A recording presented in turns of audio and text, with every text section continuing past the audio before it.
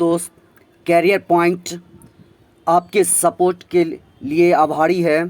आज क्वेश्चन देखें, कोल विद्रोह कब हुआ था? ए 1833, बी 1852, सी 1828 और डी 1831। तो कोल विद्रोह 1831 ईस्वी में हुआ था। क्वेश्चन नंबर 2, कोल का विद्रोह किसके विरुद्ध था? ए धार्मिक नेता के विरुद्ध, बी दीकू के विरुद्ध, सी व्यापारियों के विरुद्ध और डी इनमें से कोई नहीं। तो कोल का विद्रोह दीकू के विरुद्ध था। कोल का विद्रोह का कारण क्या था? कोल के विद्रोह का कारण क्या था? व्यापारी और अन्य लोगों को आकर कोलों इलाके में बसने लगे जमींदारों एवं महाजनों द्वारा शारीरिक एवं आर्थिक शोषण, लगान के अलावा अनेक प्रकार के अवैध वसूली और डी उपर्युक्त सभी। तो ये उपर्युक्त सभी ये सारे कारण थे।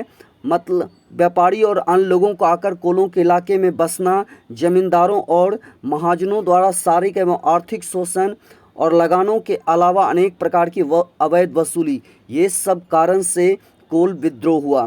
क्वेश्चन नंबर 4, कोल विद्रोह कहाँ प्रारंभ हुआ? ए 24 परगना, बी सिंहभूम के सोनपुर परगना, सी संथाल परगना और डी इनमें से उपर्युक्त में से कोई नहीं। तो इसका जो आंसर है वो बी है, सिंहभूम के सोनपुर परगना। क्वेश्चन नंबर 5, कोल विद्रोह किस किस क्षेत्र में फैल गया? ए 24 परगना एवं मुर्शिदाबाद, बी गया एवं कैमूर, सी सिंहभूम, रांची, मानभूर और पलामू और डी उपर्युक्त में से कोई नहीं। तो इसका आंसर सी होगा, रांची, सिंहभूम, रांची, मानभूम और पलामू। क्वेश्चन नंबर 6, कोल विद्रोह के नेता कौन थे?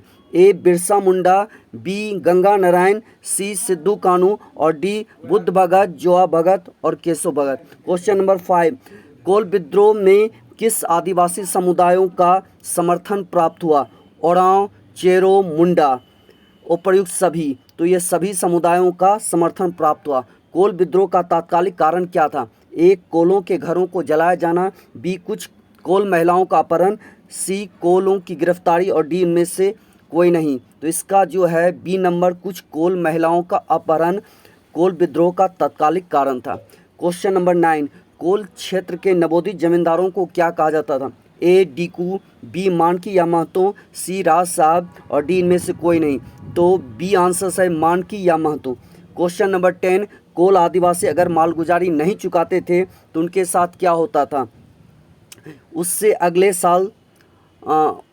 अगले साल चुकाने के लिए कहा जाता था। बी जमीन हड़प लिया जाता था और उससे बेगार करवाया जाता था। सी मालगुजारी की दर बढ़ा दिया जाता था। उपर्युक्त में से कोई नहीं।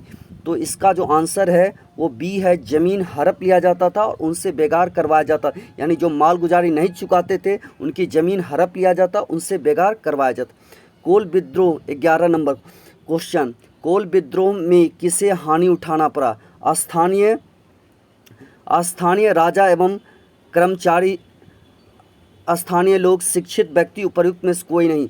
तो इसका जो आंसर है ए सही, स्थानीय राजा एवं कर्मचारी। कोल विद्रोह को कब तक समाप्त किया? ए 1821, बी 1829, सी 1831 और डी 1832। तो कोल विद्रोह को समाप्त किया गया 1832। यहाँ पे एक 11 नंबर में पढ़िएगा, में कोल विद्रोह में किसे हानि उठानी पड़ी? तो यह स्थानीय राजा एवं कर्मचारी को। Thank you. आप इसी तरह से लगातार कैरियर पॉइंट बलिया को सपोर्ट करते रहें।